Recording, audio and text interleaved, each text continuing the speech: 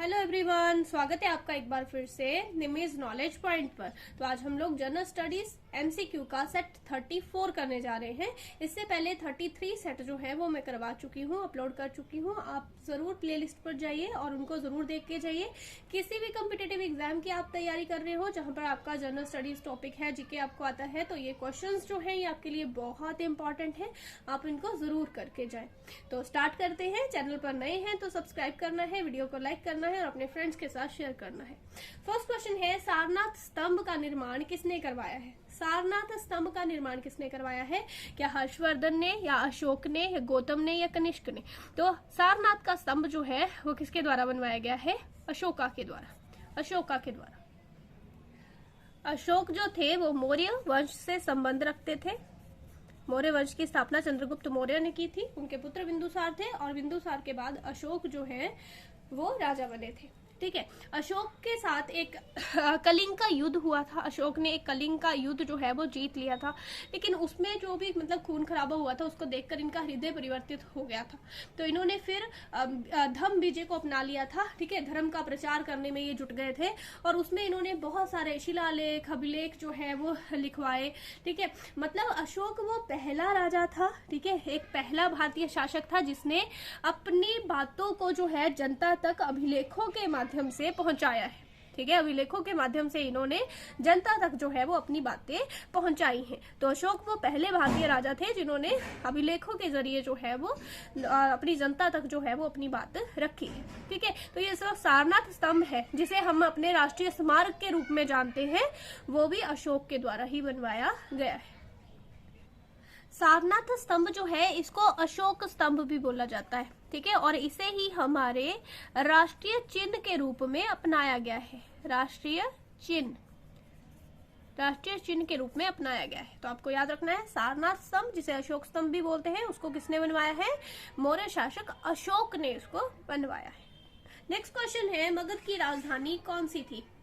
हमने 16 महाजनपदों के बारे में पढ़ा है, पहले भी हमने इसके बारे में चर्चा की है। ठीक है। 16 महाजनपद थे, इनकी 16 के 16 और उनकी राजधानियां आपको याद करनी है, ये एग्जाम में पूछी जाती हैं। ठीक है। मगध की राजधानी पूछी गई है। देखिए, मगध की जो पहली राजधानी थी वो गिरिब्रज थी। इसको राजगृह भी बोलते हैं, राजगृह। यहाँ पे हमारी पहली बौद्ध संगीति भी हुई थी राजगृह में। ठीक है। ये पहली राजधानी थी। इसके बाद चेंज भी हुई है, जैसे कि जब उदयन आया था तो उसने पाटलिपुत्र को अपनी राजधानी बना लिया था। ठीक है। जो शिशुनाग थे, शिशुनाग ने वैशाली को अपनी राजधानी बना लिया था, इस प्रकार। लेकिन मगध की जो पहली राजधानी थी वो राजगृह, गिरिब्रज या फिर राजगृह। ठीक है। ये दोनों एक ही जगह के नाम है, तो आपने याद रखना है। ठीक है। मगध जो है इसकी स्थापना बृहद्रथ ने की थी, लेकिन इसका पहला जो साम्राज्यवादी शासक हुआ है, जो शक्तिशाली शासक हुआ है, वो बिंबिसार हुआ है। बिंबिसार। ठीक है। बिंबिसार किस वंश से संबंधित था? तो हर्यक वंश से संबंधित था बिंबिसार, हर्यक वंश से। इस वंश, हर्यक वंश को हम पितृहंता वंश भी बोलते हैं, पितृहंता वंश। ठीक है। देखिए, हर्यक वंश का राजा था पहला बिंबिसार।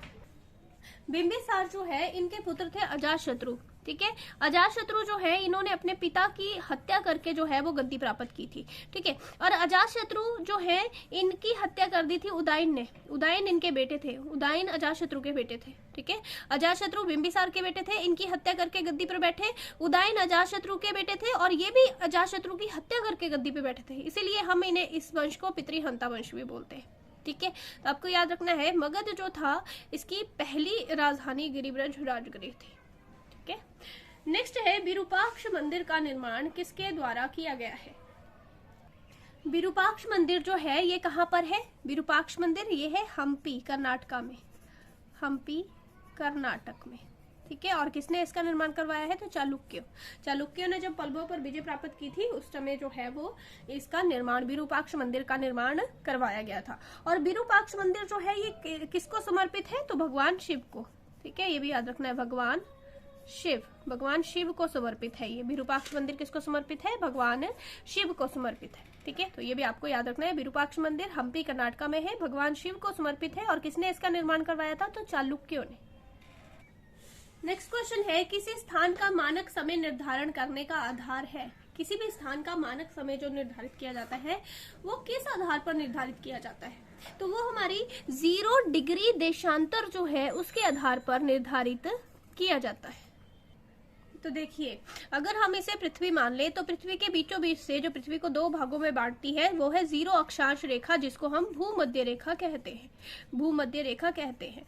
वैसे ही जो देशांतर रेखाएं होती है ना, ये उत्तरी ध्रुव को दक्षिणी ध्रुव से जोड़ती है, ठीक है, ऊपर से नीचे को ऐसे, ऊपर से ये जुड़ी हुई होती है और भूमध्य रेखा में से ये थोड़ी खुली होती है, ठीक है। तो ये देशांतर रेखाएं होती है, टोटल कितनी होती है 360, ठीक है। ऊपर से ये जो है, ये ऊपर से जो नीचे को है, ये क्या है, हमारी देशांतर रेखाएं हैं। देशांतर रेखाएं जो है वो टोटल कितनी होती हैं, 360 होती है। और अक्षांश रेखाएं कितनी होती हैं टोटल, तो देखो भूमध्य रेखा से ऊपर भी 90 अक्षांश रेखाएं होती है, भूमध्य रेखा से नीचे भी 90 होती है। तो टोटल 90, 90, 180 और ये हो गई 1 भूमध्य रेखा भी, तो 181। तो टोटल अक्षांश रेखाएं 181 होती है और टोटल देशांतर रेखाएं 360 होती है। तो जो 0 डिग्री देशांतर रेखा होती है ना, ये इसके आधार पर जो है वो किसी भी स्थान का समय निर्धारित किया जाता है, ठीक है। किसी भी स्थान का समय जो है वो इसी 0 डिग्री देशांतर, क्योंकि ये ग्रीनविच नामक, लंदन से ग्रीनविच नामक स्थान से गुजरती है, इसलिए इसे हम ग्रीनविच रेखा भी बोलते हैं। इसके अलावा हम इसे क्या बोलते हैं, इसके अलावा हम इसे प्रधान मध्याह्न देशांतर भी बोलते हैं, ठीक है। तो ये 0 डिग्री देशांतर है, इसी के आधार पर किसी भी स्थान का जो है वो समय निर्धारित होता है, ठीक है। ये आपको याद रखना है। तो अगर हमारी जो मानक समय रेखा है इंडिया की, ठीक है, अगर हम इंडिया का देखें तो इंडिया यहाँ कहीं है, उत्तरी पूर्वी गोलार्ध में है ना इंडिया, ये पश्चिमी गोलार्ध है, ये पूर्वी गोलार्ध है, इंडिया पूर्व में है, और ये ऊपर वाला उत्तरी गोलार्ध है, ये दक्षिणी गोलार्ध है, हम लोग उत्तरी गोलार्ध में है। तो हम लोग यहाँ कहीं एग्जिस्ट करते हैं, ठीक है। तो जब भी समय पूर्व दिशा में आएगा तो समय बढ़ जाता है, जब भी समय पश्चिम दिशा की बात हो रही है तो समय कम हो जाता है, आपको याद रखना है ये चीज, ठीक है। और एक देशांतर से दूसरे देशांतर तक 4 मिनट का फर्क होता है समय में, एक देशांतर से दूसरे देशांतर जाने पर समय में कितना फर्क पड़ जाता है, 4 मिनट का फर्क पड़ता है ना। तो इंडिया का समय जो है वो इस ग्रीनविच रेखा से, ये जो प्रधान मध्याह्न रेखा है, इस रेखा से जो हमारे भारत का समय है वो कितना आगे है, वो 5.5 घंटे आगे है। मैंने बताया ना, अगर इस रेखा से हम पूरब की तरफ जाएंगे तो समय बढ़ेगा, अगर इस रेखा से हम पश्चिम की तरफ जाएंगे तो समय कम होगा, ठीक है। तो इसलिए आगे बोलेंगे हम, आगे, ठीक है। इस 0 डिग्री देशांतर से भारत का समय अगर पूछा जाएगा, हमारी जो मानक समय रेखा है जो इलाहाबाद से गुजरती है, कितने डिग्री देशांतर से, 82.5 डिग्री देशांतर से, ठीक है, 82.5 डिग्री देशांतर से। तो कितना समय आगे बताती है ये इस रेखा से कितना समय आगे बता रही है, ये इस रेखा से 5.5 घंटे आगे का समय बता रही है, 5.5 घंटे आगे का समय बता रही है। तो आपको याद रखना है, ये जो 0 डिग्री देशांतर है इसको हम ग्रीनविच रेखा भी बोलते हैं, ठीक है, ग्रीनविच रेखा भी इसको हम बोलते हैं। नेक्स्ट क्वेश्चन है, किस तिथि को रात और दिन बराबर होते हैं, किस तिथि को रात और दिन बराबर होंगे, 22 जून, 22 दिसंबर, 23 सितंबर, 21 फरवरी, ठीक है। तो देखिए 2 बार होती है ऐसी घटना जब दिन और रात बराबर होते हैं, एक 23 सितंबर को और एक होता है हमारा 21 मार्च को। 21 मार्च को क्यों होता है ऐसे, क्योंकि 23 सितंबर और 21 मार्च को सूर्य जो है वो विषुवत रेखा के ऊपर, भूमध्य रेखा के ऊपर जो है वो सीधा लंबवत चमकता है। उसकी वजह से उत्तरी गोलार्ध और दक्षिणी गोलार्ध दोनों ही स्थानों पर क्या होता है, दोनों ही स्थानों पर 12-12 घंटे के दिन रात होते हैं, तो बराबर होते हैं दिन रात। कब, 23 सितंबर और 21 मार्च को। इसको हम विषुव की घटना बोलते हैं, क्योंकि विषुवत रेखा के ऊपर सूर्य जो है वो लंबवत चमकता है, ठीक है। तो ये भी आपको याद रखना है। नेक्स्ट है, बलुआ पत्थर किस प्रकार की चट्टान है।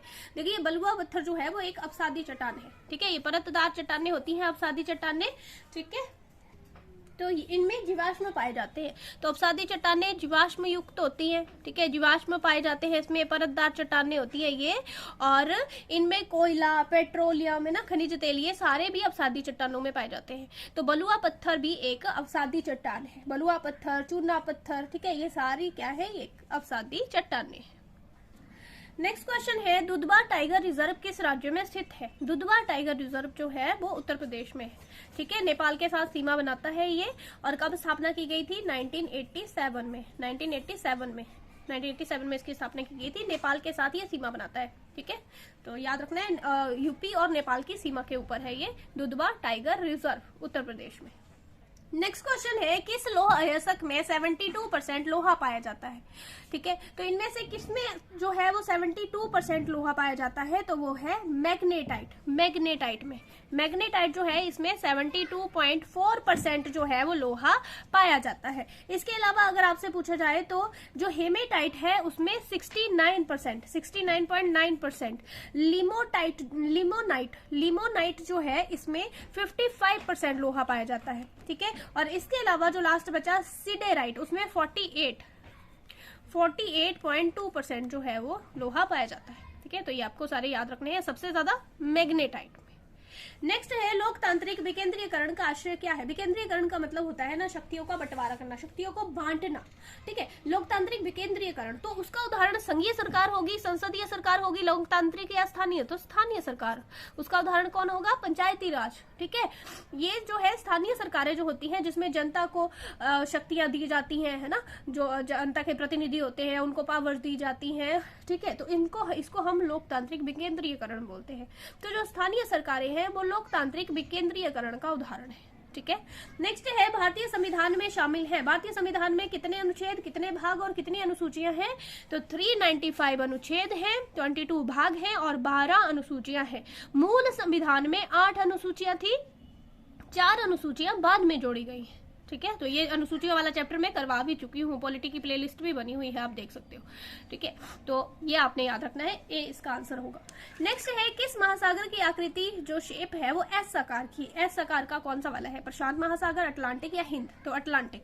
अटलांटिक महासागर दूसरा सबसे बड़ा महासागर है। पहला सबसे बड़ा महासागर कौन सा है? प्रशांत।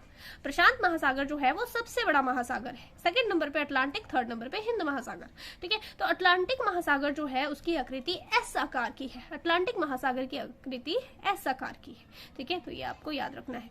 तो ये आज के क्वेश्चंस थे। अगर आपको वीडियो अच्छी लगी है प्लीज वीडियो को लाइक कर दीजिए और अपने फ्रेंड्स के साथ शेयर करिए, और अगर चैनल पर नए हैं तो चैनल को सब्सक्राइब जरूर करिएगा। मिलते हैं नई वीडियो के साथ। Thank you.